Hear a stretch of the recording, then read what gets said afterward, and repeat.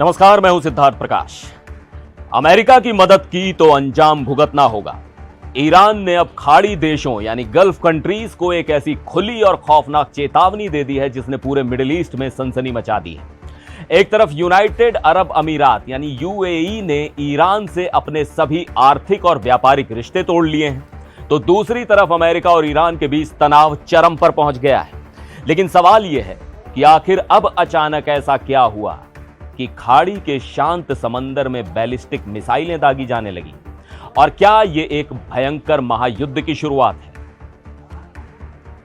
शुरुआत करते हैं उस खौफनाक धमकी से जिसने अरब देशों की नींद उड़ा दी है। मेहर न्यूज एजेंसी के हवाले से ईरान के सशस्त्र बलों के chief of staff Ali Abdullahi ने एक बेहद सख्त बयान जारी किया है। उन्होंने साफ शब्दों में कहा है कि अगर किसी भी देश ने हमलावर अमेरिकी सेना की कोई भी मदद या सुविधा दी तो उसे अमेरिकी सैन्य अभियान में भागीदार माना जाएगा। आपको बता दें कि खाड़ी के कई देशों, जिनमें यूएई भी शामिल है, वहां अमेरिका के बड़े सैन्य ठिकाने मौजूद हैं। ईरान का शक है कि 28 फरवरी से शुरू हुए इस संघर्ष में अमेरिका खाड़ी देशों के बेस का इस्तेमाल कर रहा है।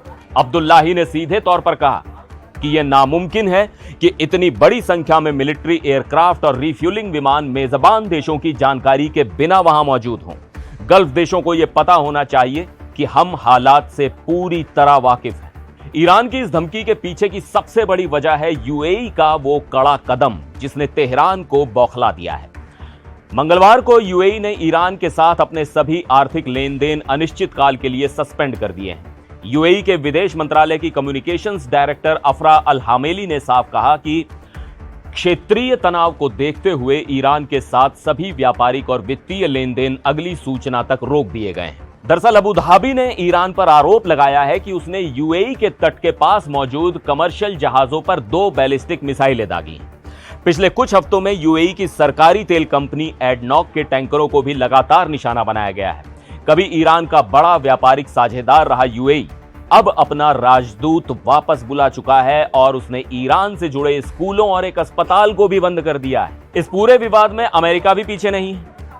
अमेरिका के विदेश मंत्री मार्को रूबियो ने मंगलवार को यूएई के राष्ट्रीय सुरक्षा सलाहकार से फोन पर बात की ताकि ईरान और उसके प्रॉक्सी गुटों को इन हमलों के लिए जवाबदेह ठहराया जा सके।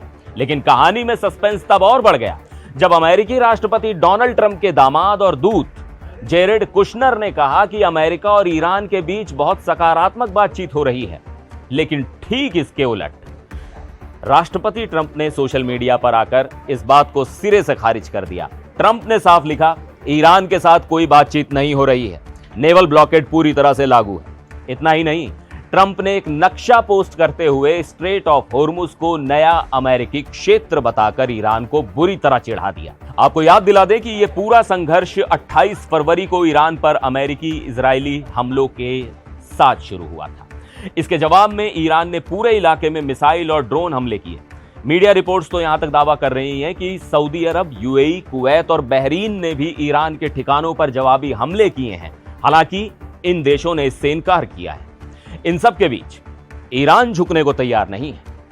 ईरान की संसद के अध्यक्ष और मुख्य वार्ताकार मोहम्मद बागेर गालिबाफ हाल ही में इराक पहुंचे हैं। उन्होंने साफ कहा है कि इराक में मौजूद रेजिस्टेंस ग्रुप्स उनकी ताकत का अहम हिस्सा हैं, जो बिना किसी विदेशी दखल के इस क्षेत्र में एक नया ऑर्डर कायम करेंगे। तो हालात बेहद नाजुक हैं। अमेरिका ने फिलहाल मिलिट्री ऑपरेशंस कुछ समय के लिए रोक दिए हैं, लेकिन स्ट्रेट ऑफ होर्मुज पर ईरान की नाकाबंदी जारी है। ऐसे में एक छोटा सा ट्रिगर पूरे मिडिल ईस्ट को आग में झोंक सकता है। आपको क्या लगता है, क्या ईरान की यह धमकी खाड़ी देशों को अमेरिका से दूर कर पाएगी, या ये एक और विनाशकारी युद्ध का ऐलान है? अपनी राय कमेंट्स में जरूर बताइएगा। फिर मिलेंगे एक और वीडियो में। आप देखते रहिए एनडीटीवी इंडिया।